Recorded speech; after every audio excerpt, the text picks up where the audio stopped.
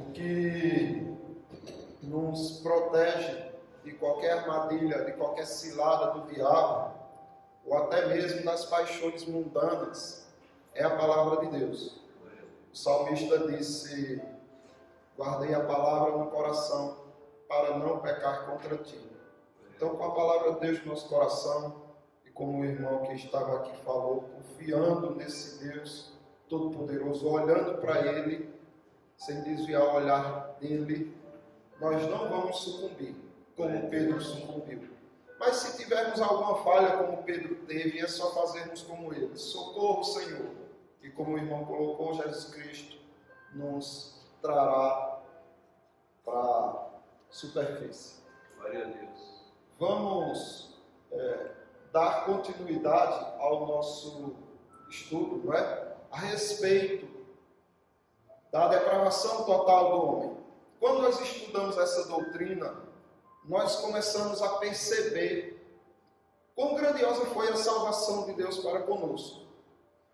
Deus, Ele nos salvou do inferno, mas não só isso, Ele nos salvou das paixões mundanas do mundo, Ele nos salvou da astúcia do diabo e Ele nos salvou de nós mesmos. Glória a Deus. E essa doutrina nos mostra bem isso. Mas antes de estudarmos qualquer assunto da palavra de Deus, a gente precisa ter em mente, primeiro, que Deus é soberano. Ele é rei soberano e faz como quer. Ninguém resiste ao seu decreto, ninguém resiste à sua ordenança. Quando Ele ordena, todos se submetem, inclusive demônios. Ninguém resiste ao soberano Deus. Quando estiver estudando que ficar algo confuso, pense o seguinte: Ele faz como quer. E ninguém tem autoridade de questioná-lo ou de dizer que fazes. Depois, outra coisa que você tem que ter em mente é que Deus é totalmente santo, para não passar na sua cabeça que Ele está cometendo algum erro ali. Ele é santo. Pecador é você, pecador sou eu, que quando nos deparamos com um texto difícil da Bíblia, temos a fraqueza de não entendê-lo. Mas, quando temos isso em mente, Deus é santo. Se há alguma falha aqui diante desse texto, é minha e não do texto. E terceiro, que Deus fez o homem santo no jardim do Éden, no paraíso. Mas ele se corrompeu, né? Pecou, e todo o mal que existe na terra e todo o pecado que existe é culpa do homem mesmo. Essas três coisas, você tendo em mente, você lê a Bíblia com mais reverência, com mais temor, com mais precisão. É óbvio, se o Espírito Santo de Deus te conduzir nesse caminho. Então veja só, nós estamos estudando sobre a morte mais ignorada de todas. Porque como nós estamos vendo, quando o homem pecou, ele recebeu o salário da morte. Mas essa morte, ela veio em três categorias. Ela veio a morte física, não é? Que foi aquela que Adão viu Abel lá cair no chão morto. Então foi isso que ele colheu. Mas ele recebeu também uma morte chamada espiritual, que é aquela que o homem passa a perder o prazer de Deus. Ele começa a ter medo de Deus. Por isso que vem o ateísmo e coisas desse tipo. Porque eles querem de todas as formas fugir de Deus. Um certo cientista, né, já falecido, ele disse que os evangélicos criaram essa ideia de Deus porque eles têm medo do escuro. E aí um teólogo muito renomado disse que esse cientista e todos os ateus criaram a ideia da não existência de Deus porque tem medo da luz. E é verdade. Os homens não amam mais a luz, não amam mais Cristo. Por isso eles fogem, por isso eles querem tirar essa ideia do ser de Deus. E a terceira morte é a eterna. É que quando você morre aqui, se o destino for o inferno, essa é a morte eterna, é um sofrimento por toda a eternidade. Mas estamos estudando a morte mais ignorada de todas, que é a morte espiritual, certo? Aqui é a imagem de uma múmia, só para você ter uma ideia de quão poderoso o homem é para as coisas espirituais. Ele pode escolher? Pode, mas o quê? Ele tem o poder de escolher coisas naturais. Ah, eu quero essa roupa e não essa, eu quero esse alimento e não esse, eu quero sair de casa hoje, mas não vou. Então ele decide muitas coisas. No âmbito espiritual, ele não decide nada. Ele é morto. Ele herdou a morte como salário por causa da desobediência. Então, do mesmo jeito que essa múmia aqui tem poder para alguma coisa, assim é o homem sem Deus. Não escolhe nada, não tem poder para nada. E a prova disso é a Bíblia. Observe o que o apóstolo Paulo diz aos Coríntios na sua primeira epístola. Capítulo 2, do versículo 14 ao 16. Ele diz assim: ora, o homem natural não aceita as coisas do Espírito de Deus. Vamos ver o peso de cada palavra, de cada frase, de cada parágrafo. O homem natural não aceita as coisas do Espírito de Deus. E por que ele não aceita? Porque eles são loucura. Para ele é loucura isso que vocês estão fazendo aqui. Lendo Bíblia, louvando a Deus. Para ele não entende. Porque para ele é loucura. E ele não pode entendê-las. Ou seja, ele não tem o poder de entendê-las. A capacidade de entendê-las. Por quê? Porque elas se discernem espiritualmente. Se elas se discernem espiritualmente, eles não têm uma mente espiritual. Eles têm uma mente carnal, uma mente natural. Agora veja a diferença, veja que riqueza Deus deu a vocês. Veja o quão precioso é o dom da salvação. Ele diz assim, do versículo 15 por diante: porém, o homem espiritual julga todas as coisas, mas ele mesmo não é julgado por ninguém. Pois, quem conheceu a mente do Senhor, que o possa instruir? Quem conheceu a mente do nosso Deus, que o possa instruir? Aí ele responde aqui, nós, porém, temos a mente de Cristo. Amém. Nós, porém, temos a mente de Cristo. Mas é preciso que você entenda todo o contexto. Porque aqui ele está fazendo um paradoxo.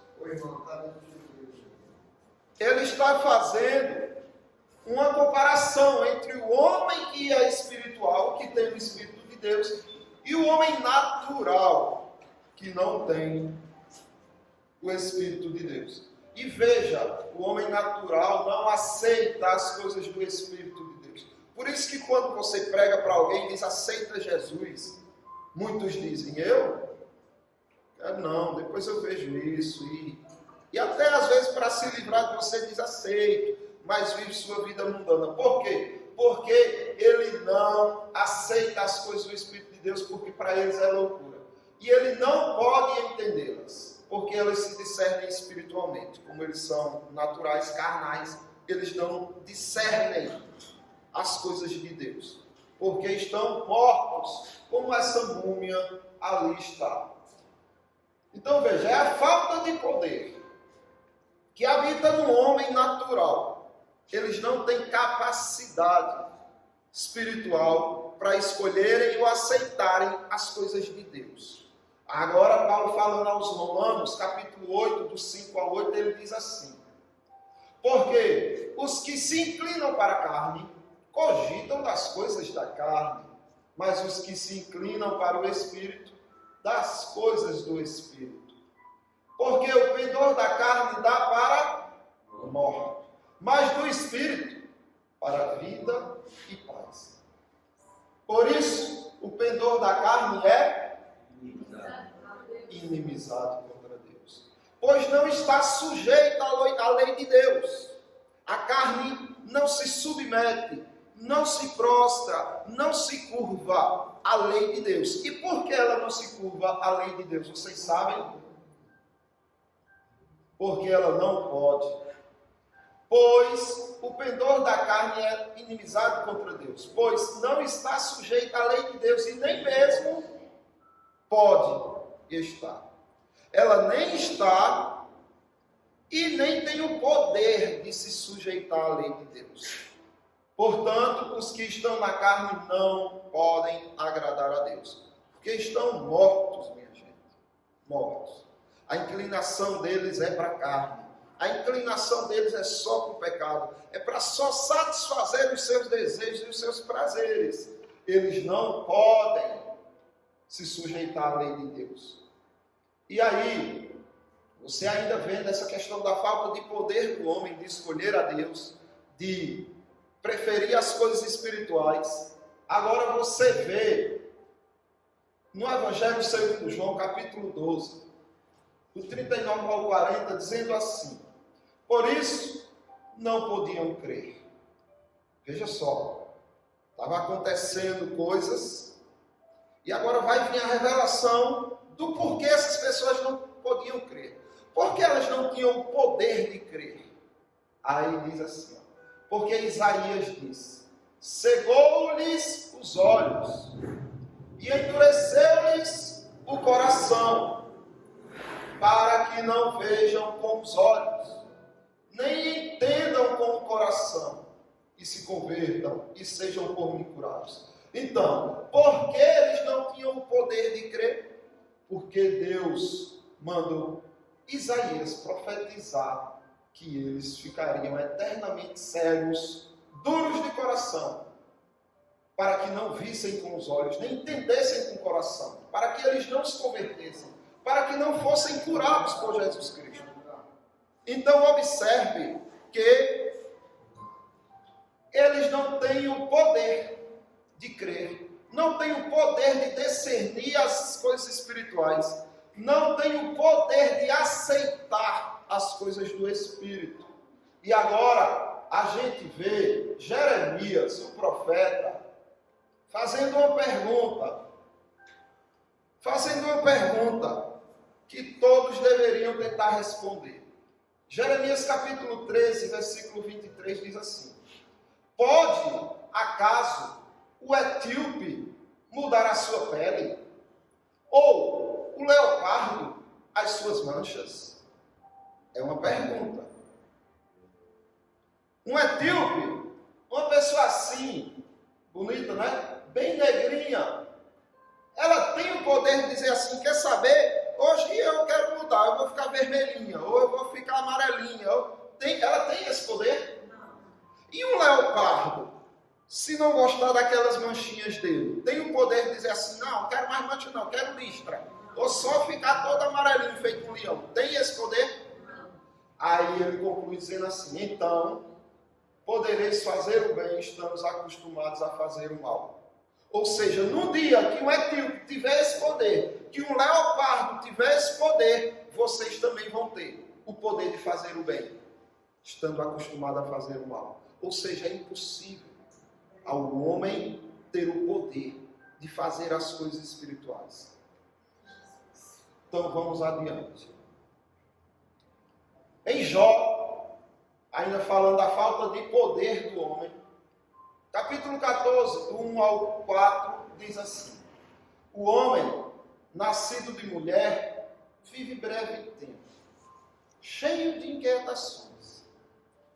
Nasce como a flor e murcha, foge como a sombra e não permanece. E sobre tal homem abres os olhos e o fazes entrar em juízo contigo. Agora veja bem. Outra pergunta que eu quero que vocês respondam: quem da imundícia poderá tirar coisa pura? Ninguém. É o que ele responde. Ninguém. Então, se o homem é impuro, se o homem se corrompeu com o pecado, a Bíblia pergunta: que homem impuro, por causa do seu pecado, pode tirar de dentro de si coisas boas, espirituais? A resposta é: ninguém. Vamos adiante. Agora, nós vamos ver que a imundícia, a podridão, a sujeira, é a única condição do homem. A única. O homem não tem duas condições. O homem tinha duas condições no Éden. Que ele podia escolher permanecer santo ou ser imundo, pecaminoso. Certo? Ele tinha essas duas condições. Perdeu e se tornou em uma única condição, imundícia. Veja só o que é que Isaías fala. Capítulo 64, do 6 ao 8. Mas todos nós somos como imundo. Veja, um profeta de Deus, um homem escolhido por Deus, chegou a essa conclusão. Todos nós somos como imundos, e todas as nossas justiças, como trapo de imundícia. A conclusão que ele chegou foi essa: sou um imundo, e o que eu faço de bom é trapo de imundícia. O que seria trapo de imundícia? Israel, o contexto é pano ataduras que cobriam as feridas dos leprosos. Os leprosos, eles ficavam apodrecendo a sua carne. E ali, aquele pano ia supurando e tudo, né? E enganchava no pano. E aí eles arrancavam assim que vinha com pele. E aí jogava para colocar panos novos.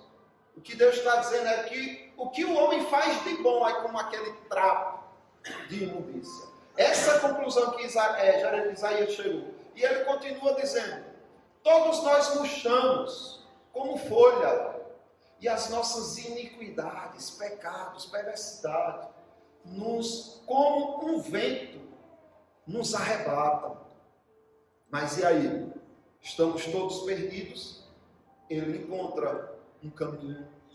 Já ninguém há que invoque o teu nome, que se desperte e te detenha, porque escondes de nós o rosto e nos consomes por causa das nossas iniquidades.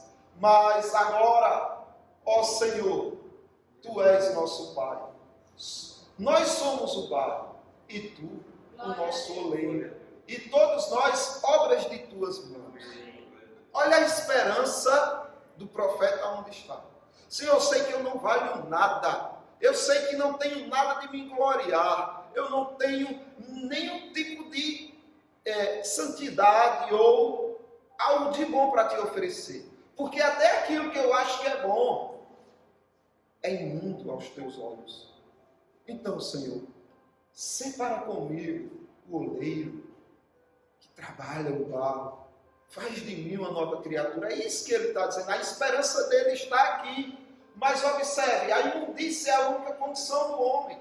Ageu, o profeta Ageu, capítulo 2, do 12 ao 13, veja bem o questionamento que Deus traz para com Israel. Ele diz assim, para os sacerdotes, né? Deus enviou o profeta para o profeta fazer algumas perguntas aos sacerdotes, e diante da conclusão que os sacerdotes chegassem, Deus ia colocar a condição do homem. Veja, se alguém leva carne santa na orla da sua veste, e ela vier a tocar num pão, ou num cozinhado, ou num vinho, ou num azeite, ou em qualquer outro mantimento, ficará isso santificado? Tentem responder aí na mente de vocês. Vamos lá, o sacerdote colocava assim carne nas suas vestes para ir lá fazer o sacrifício. De repente a carne bateu lá num alimento. Aí o profeta está perguntando, por que aquela carne santa tocou naquele alimento que não era santificado? Essa carne teve o poder de fazer o alimento ficar santificado? Aí veja a resposta. Responderam os sacerdotes, não, de jeito nenhum. O que foi santificado é a carne. O que o santificado tocar não vai ficar santificado, não. A conclusão que eles chegaram. Aí continua Ageu perguntando. Então perguntou Ageu: se alguém que se tenha tornado impuro pelo contato com um corpo morto tocar em algumas coisas dessas, ficará imunda? Então vamos lá. E agora o profeta pergunta: olha, e se for ao contrário? O sacerdote foi lá, tocou no corpo imundo, e daí a pouco ele vai e toca numa carne santa. Ela fica imunda? Olha a resposta. Responderam os sacerdotes: ficará imunda. Aí veja a conclusão que Deus chegou, ou que Deus fez ele chegar. Então, prosseguiu Ageu: assim é este povo, e assim esta nação perante mim, diz o Senhor. Assim é toda obra de suas mãos, e o que ali oferecem, tudo é imundo. Por quê? Um imundo pegando o que é santo para oferecer ao Senhor. O Senhor disse: é imundo. Tanto você como tudo que você tocou é imundo. Por quê? Porque a natureza humana, minha gente, ela é terrível. Veja de que tamanha salvação nós fomos agraciados por Deus. Aí, observe, por quê? Porque essas pessoas não chegam a uma certa conclusão. Porque estes ímpios, digo, não aqueles que são escolhidos por Deus e que ainda serão chamados eficazmente por Ele, mas aqueles que irão morrer negando a fé em Cristo, rejeitando a salvação, rejeitando a palavra, porque eles são diferentes dos irmãos. Porque eles não têm esse poder que os irmãos aqui têm de amar o Senhor, de servir ao Senhor, de entender a palavra, de viver a palavra. Por que eles não têm? Por causa do desinteresse de Deus por eles. Não se sabe o porquê, mas Deus se interessou em amar vocês. Deus se interessou de amar a um povo que Ele escolheu. E não se sabe o porquê Ele não se interessou por outros. Mas a Bíblia diz isso. Marcos, o Evangelho segundo Marcos, capítulo 4, do 9 ao 12. Diz assim: e acrescentou: quem tem ouvidos para ouvir, ouça. Então Jesus Cristo contou a parábola do semeador. Quando terminou a parábola, Jesus Cristo disse para toda aquela multidão que ouvia: quem tem ouvidos para ouvir, ouça. Ou seja, esses ouvidos que Jesus Cristo está falando são ouvidos espirituais, para entender as coisas do Espírito. Aí, veja que coisa interessante, do 10 por diante. Quando Jesus ficou só, os que estavam junto dele com os 12 o interrogaram a respeito da parábola. Ou seja, a multidão foi embora sem entender nada. Também não teve curiosidade, não teve interesse. Foram embora. Mas ficaram alguns discípulos junto com os 12. E quando Jesus estava só, veja a postura deles: Senhor, queremos saber a respeito da parábola. A gente quer entender a tua palavra. A gente quer conhecer os teus mistérios. Nos ensina. Eis o sinal de um escolhido regenerado. Ele quer conhecer a palavra. Ele ama a palavra. Ele quer cada vez mais conhecer a Jesus Cristo.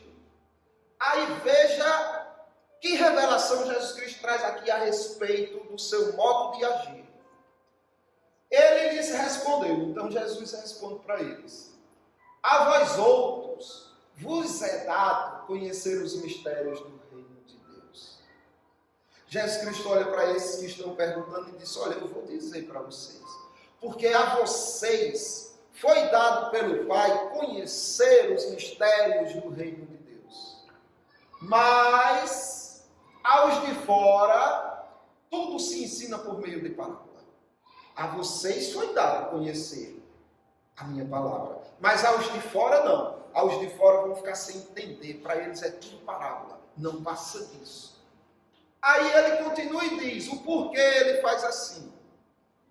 Para os de fora, tudo se ensina por meio de parábolas. Para que, vendo, vejam e não percebam. e ouvindo, ouçam e não entendam, para que não venham a converter-se e haja perdão para eles. Veja, é duro de se ouvir, mas é o soberano Deus que quis assim. Ele poderia ter escolhido salvar todo mundo e ninguém ir para o inferno, poderia ou não? Sim. Ele poderia salvar os demônios e nenhum deles ir para o inferno? Sim.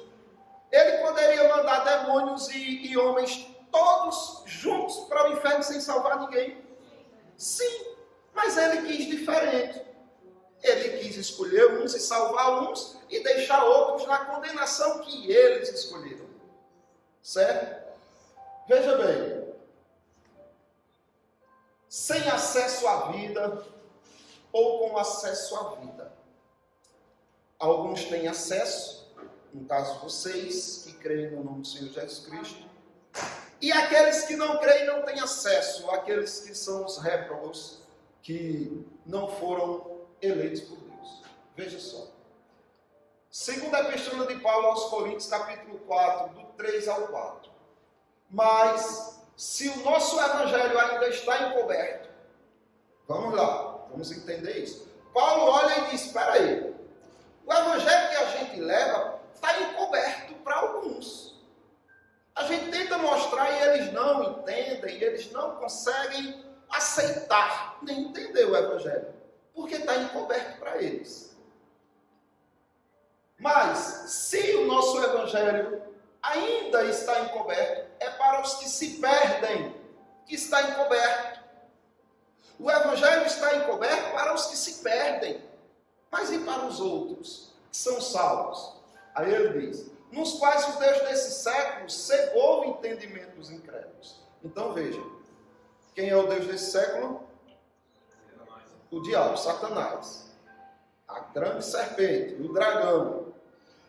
Cegou o entendimento dos incrédulos. Aí Paulo está dizendo, olha, o Deus desse século cegou o entendimento dos incrédulos.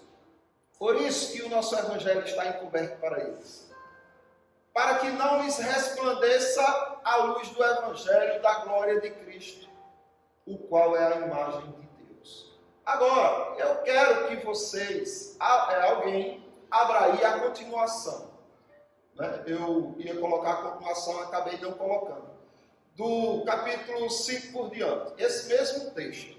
Algum irmão abra a Bíblia aí e leia do 5 por diante. Porque veja, o 3 ao 4 está dizendo assim, que o nosso evangelho, se está encoberto, é para os que se perdem. Está encoberto.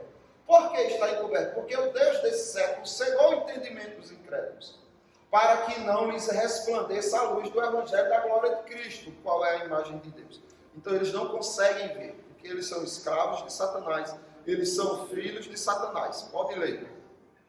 Por que não nos pregamos a nós mesmos, mas a Cristo Jesus, o Senhor?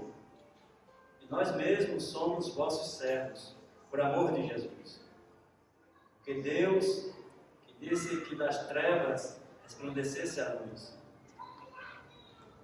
E quem resplandeceu em nossos corações para a iluminação do nosso conhecimento da glória de Deus na face de Jesus Cristo? Veja, então a continuação diz o seguinte, porque ele encobre para que não resplandeça o evangelho, mas o Deus que disse, né, haja luz, ele mesmo resplandeceu no nosso coração o evangelho do seu Filho. Amém. Veja, os reformadores, os protestantes, os reformadores, eles diziam o seguinte, que o mesmo poder que Deus usou para criar tudo, do nada, quando ele diz assim, e haja luz, e com esse poder a luz surge, eles dizem que foi o mesmo poder que Deus usou para trazer você de volta à luz. Quando ele diz assim, resplandeça a luz no coração desse meu eleito, aí de fato a luz surge. Você ressuscita para Deus. Você passa agora a fazer parte da família de Deus. Mas lembra tudo aquilo que a gente falou, que o homem é imundo, que até o que ele faz de bom é sujo, e é de fato. Mas quando ele resplandece a luz do Evangelho no seu coração e reflete a imagem do Filho dele, até o que você faz, falho, ilimitado, quando é oferecido a Cristo, ao Pai, em nome de Jesus Cristo, chega perfeito aos olhos do Pai. Tudo, qualquer serviço que você presta a Deus, ao povo dele, não chega diante dele com um trapo de imundícia, se você o fizer confiando na glória de Cristo. Aí ele recebe. Mas se qualquer coisa que você pode dar seu corpo para ser queimado. Você pode pegar todas as suas posses e distribuir seus bens aos pobres. Você pode falar todas as línguas, todos os idiomas do mundo. Se você não tiver amor em Cristo, por Cristo, não vale nada o que você fez. Nada. Agora, o pouquinho que você faz, feito aquela viúva, que tinha umas pequenas moedinhas, e foi lá e depositou com todo o amor ao Senhor, é grande para Deus. É maior do que qualquer outra coisa que ricos, qualquer sacrifício que eles façam, que foi o que Jesus Cristo disse. Olha, me diga aí, meus discípulos, quem deu mais? Esta viúva que deu pouquinhas moedas, ou aqueles ricos que deram fortunas ao templo? A Jesus Cristo, eu digo a vocês que foi ela, porque ela deu tudo de si. Aqueles deram o que sobrava. Então observe, o nosso amor a Cristo, a nossa devoção a Ele, o olhar para nós mesmos e reconhecermos como o profeta reconheceu. Não passo de imundo. E o que eu faço não passa de trapo de imundícia.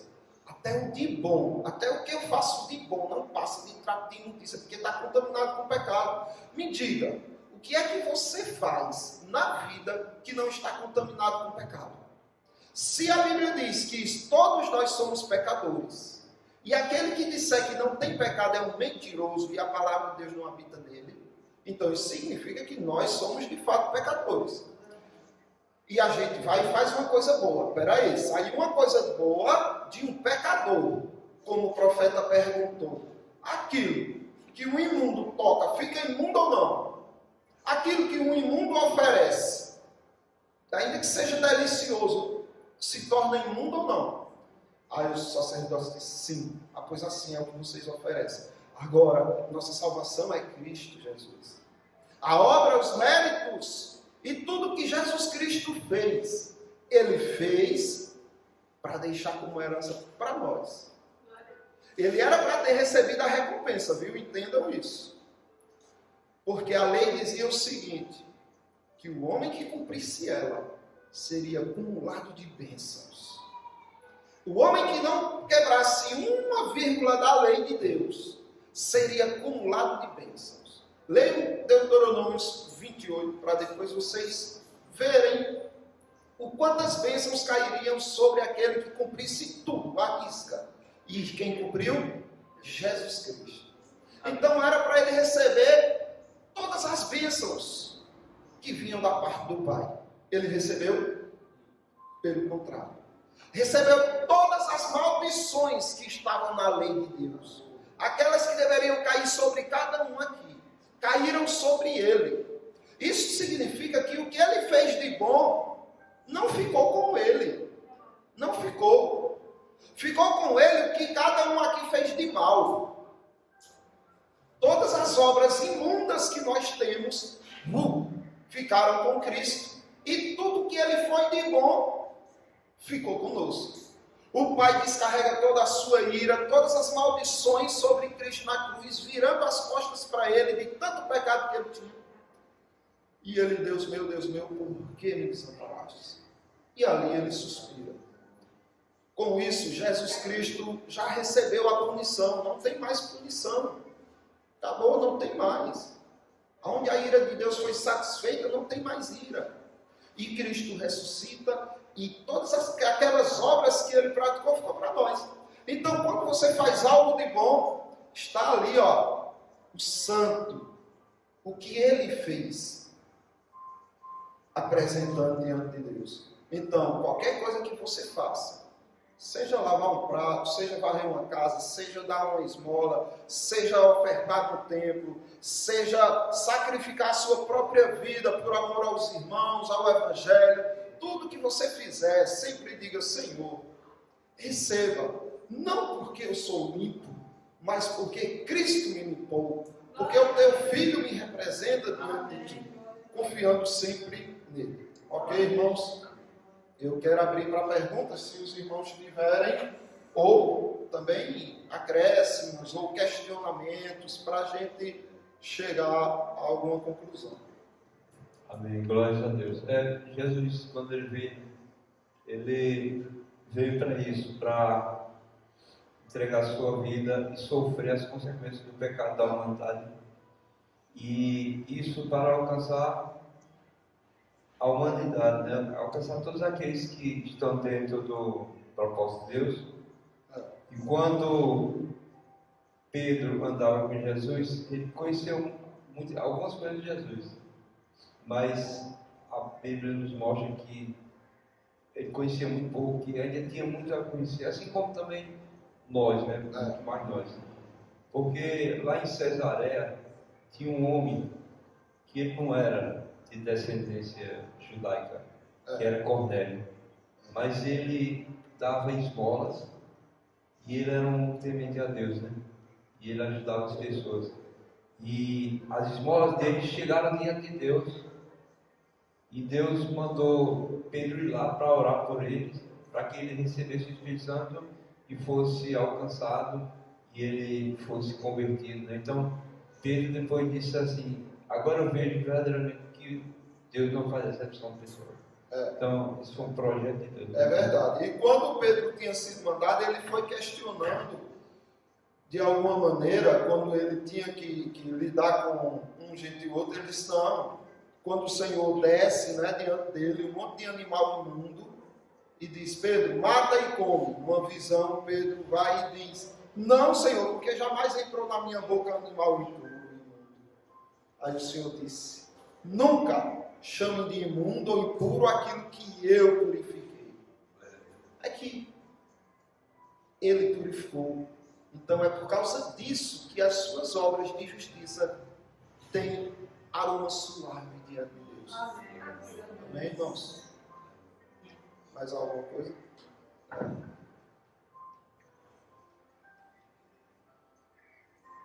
Bom, eu tenho algumas questões com relação ao pecado e à morte. A palavra do Senhor fala que o salário do pecado é a morte. E que tipo de morte? Entendo eu que seria a morte espiritual, mas que, de uma certa forma, existe uma correlação positiva entre a morte física e a morte espiritual. Ou seja, as variáveis se movem juntas. Quanto mais eu me aproximo da morte espiritual, consequentemente eu me aproximo da morte física. Porque muitas vezes o pecado nos leva à morte física, de fato. E aí, em contrapartida, a Bíblia também fala que o Senhor ele é misericordioso para perdoar os nossos pecados. E o que tem me preocupado é que algumas pessoas usam isso como justificativa para pecar. Para dizer que Deus é misericordioso, depois eu me arrependo, todo mundo peca, eu tenho um advogado, e consequentemente acabam pecando de forma deliberada. E aí a primeira questão seria o seguinte: isso não seria uma forma de tentar amenizar o pecado, o peso, a gravidade do pecado? Com certeza. Uma segunda questão: permanecer na prática do pecado é um sinal de que ainda estou morto em pecados e delitos? Não. São duas perguntas, né? Então vamos para a primeira. Abram aí Hebreus capítulo 6.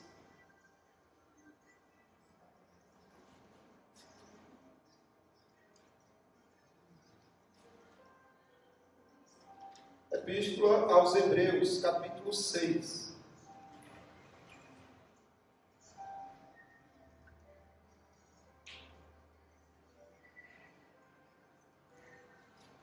Veja, o que é que a palavra vai orientando aqui.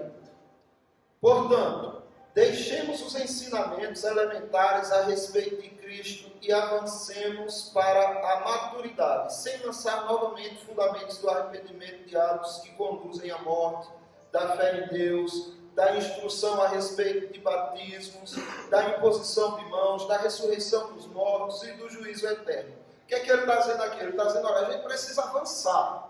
Essas doutrinas a gente já estudou. São as doutrinas básicas. Vamos nos aprofundar mais, conhecer mais a doutrina. Aí ele continua dizendo assim: assim faremos se Deus o permitir. Ora, para aqueles que uma vez foram iluminados, vejam, iluminados, não é que foram salvos, eles tiveram a iluminação por estarem no meio do povo de Deus.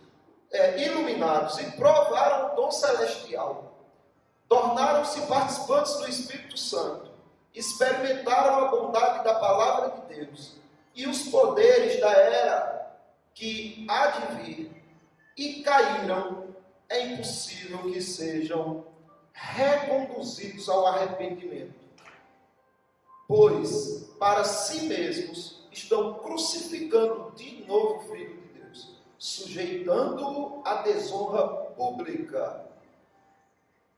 Pois a terra, que absorve a chuva que cai frequentemente e dá colheita proveitosa àqueles que cultivam, recebe a bênção de Deus.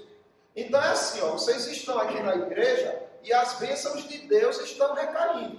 Se um joio entra e pensa que é crente ou se passa por crente para enganar, está caindo sobre ele também, do mesmo jeito que a chuva cai na terra, sobre as plantas úteis e sobre os espinhos, não é?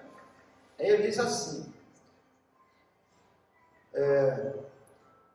mas a terra que produz espinhos e ervas daninhas é inútil e logo será amaldiçoada. Seu fim é ser queimada. O que ele está dizendo é o seguinte: olha, se você vive uma vida distante de Deus e fica, daqui a pouco eu me arrependo, eu tenho outra oportunidade, enquanto eu estiver vivo eu tenho oportunidade. É como se você estivesse trazendo vergonha ao nome de Cristo. A palavra que ele usou aqui é: você está sujeitando Cristo, o Filho de Deus, a uma desonra pública. Veja como é sério isso. E você está crucificando para si mesmo novamente o Filho de Deus. E aí ele diz assim: amados, mesmo falando dessa forma, estamos convictos das coisas melhores em relação a vocês, coisas próprias da salvação. Deus não é injusto. Ele não esquecerá o trabalho de vocês e do amor que demonstraram para com Ele, pois ajudaram os santos e continuam a ajudá-los. Então ele está mostrando aqui a diferença de alguém que vive deliberadamente em pecado, sem compromisso com Deus, e aquele que tem. Aí ele diz: olha, esses que estão cada vez mais se distanciando eram iluminados. Eles estão negando o Evangelho, eles estão cuspindo naquilo que se alimentaram. Eles não têm mais retorno, não tem como terem mais de volta no meio do povo de Deus. Mas para vocês é diferente. Aí ele já trata de outra maneira. Eu só vou responder a segunda pergunta.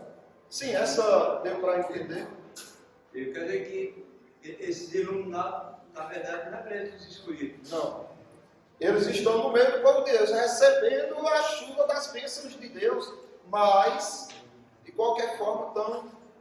E assim, Pronto. Aí veja, a respeito... Sim, como foi a segunda... A segunda é: se porventura alguém se arrepender e continuar de forma consciente na prática do pecado, se pelo esse fato de permanecer na prática do pecado, é um sinal que ainda estou morto em pecados e delitos, ainda não ressuscitei em Cristo Jesus. Como é que você sabe se você já foi um salvo? é o fato de você nunca cair, nunca pecar? Não. Você pode cair feio, mas existe um diferencial na sua vida. Ou Deus te açoita na consciência, que é pior do que se for no físico, né? No natural. Ou Ele te açoita no natural, mas Ele não te deixa lá. Veja o que diz Hebreus agora, capítulo 12.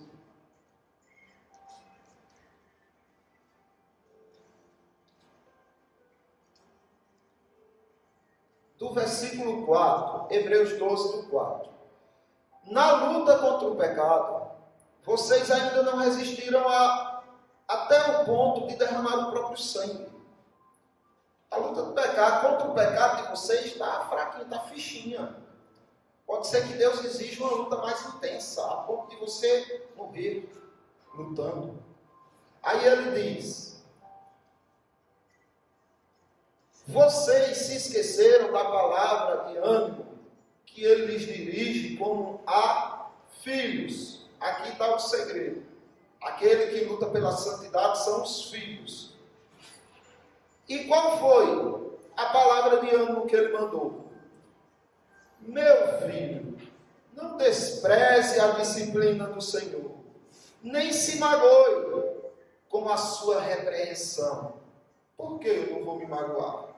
Por que eu não vou desanimar, desprezar?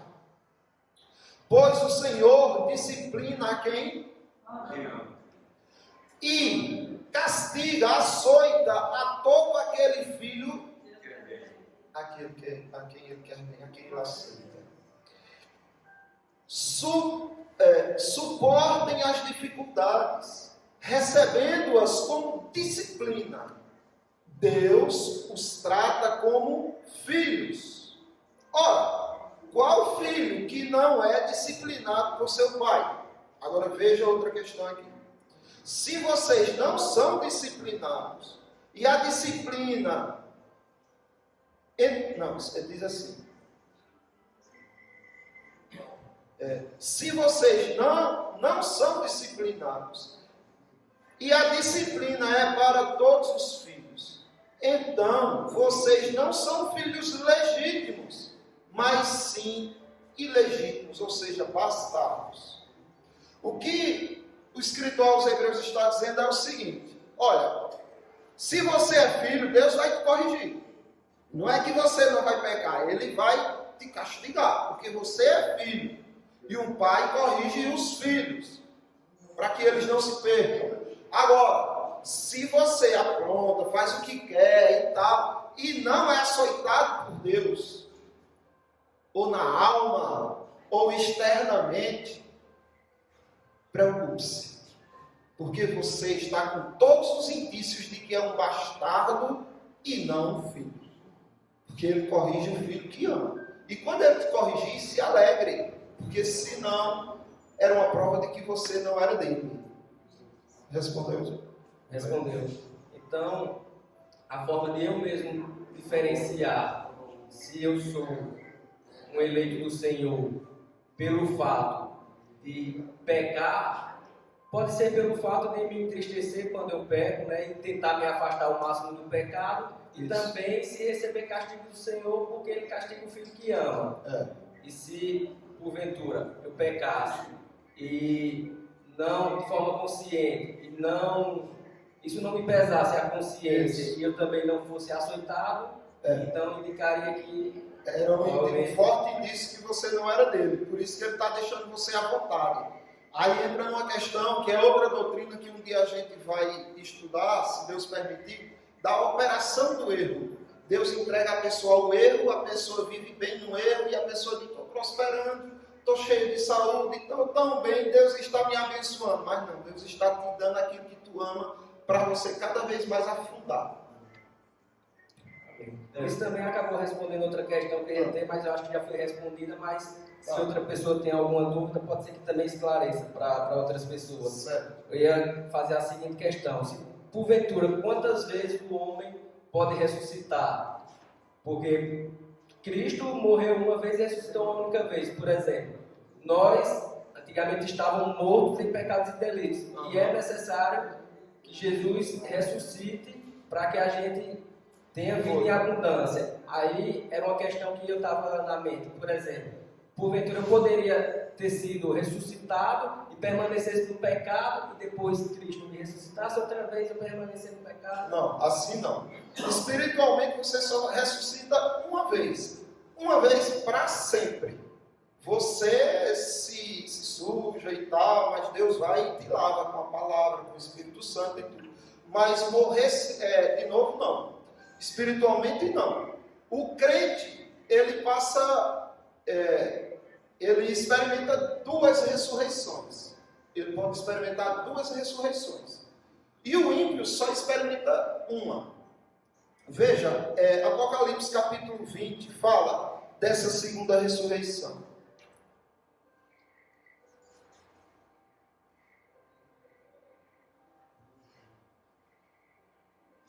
O capítulo 20, versículo 6. Observe o que diz.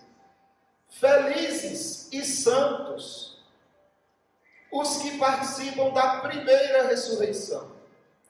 A segunda morte não tem poder sobre eles. Serão sacerdotes de Deus e de Cristo e reinarão com ele durante 1000 anos. Quem são os felizes, os bem-aventurados e santos? Quem são? Os que participam de quê? Da primeira ressurreição. Então, só é santo, só é bem-aventurado o que participa da primeira ressurreição. Qual foi a primeira ressurreição? O novo nascimento. Qual será a segunda ressurreição? A do corpo, no juízo. Os ímpios vão participar da segunda ressurreição. Só vão participar da segunda. Por isso que Deus está dizendo em Apocalipse que bem-aventurados são aqueles que participam somente da primeira ressurreição. Ou seja, é uma vez só. Se você morresse e ressuscitasse de novo, espiritualmente de novo, aí seriam 10, 20, 30. Mas ele diz, bem-aventurado e santo é aquele que participa da primeira.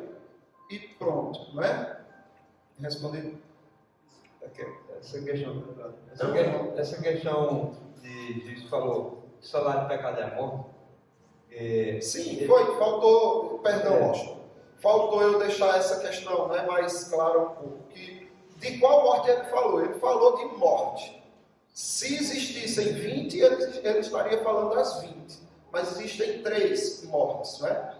Aí entra até a morte da esperança, a morte do ano, entra tudo que diz relação à morte foi o que o homem herdou, né? A física, a espiritual e a eterna. Essa é a que ele tem como salário por causa do pecado. Porque essa questão aí que os caras disseram agora é importante. Porque como o salário do pecado é a morte ela também representa a doença, a dor, tudo isso faz parte da morte. De maldição, Então, inclusive o apóstolo Paulo fala assim, aquele que se prostitui peca contra o seu próprio corpo. E se ele peca contra o próprio corpo, é no corpo que ele também vai sofrer as consequências. Justamente, Dentro do que o irmão perguntou também, mas a ressurreição espiritual é a maneira que o Senhor nos encontrou. Nós estávamos mortos, espiritual, pecado. E Ele nos dá vida. E a vida dele. O que nos faz ressuscitar é a vida dele está dentro de nós. Com certeza. É verdade? Por isso que ele diz assim, que antes nós caminhávamos num curso desse mundo. E tínhamos em nós o espírito de desobediência. É verdade. Ainda com certeza. Vamos ver isso que o pastor está dizendo aqui em Efésios 2. Efésios 2. Interessante isso. E até a linguagem de Paulo em relação a nós em Cristo nessa nova vida, né? Ele diz assim, vocês estavam mortos em suas transgressões e pecados, nos quais costumavam viver, quando seguiam a presente ordem deste mundo e o príncipe do poder do ar, o espírito que agora está atuando nos que vivem na desobediência. Anteriormente, todos nós também vivíamos entre eles, satisfazendo a vontade da nossa carne, seguindo a vontade seguindo os seus desejos e pensamentos. Como os outros, éramos por natureza recebedores da ira. Aqui é a ira de Deus. Todavia, Deus, que é rico em misericórdia, pelo grande amor com que nos amou, deu-nos vida com Cristo. Percebe? É isso que o pastor diz. A vida dele com Cristo, quando ainda estávamos mortos em transgressões. Pela graça sois salvos. Deus nos ressuscitou com Cristo. E com ele nos fez assentar nos lugares celestiais em Cristo Jesus. E espiritualmente é o lugar que nós estamos agora. Ele nos ressuscitou com Cristo. Sentados entre os celestiais. Amém, é verdade.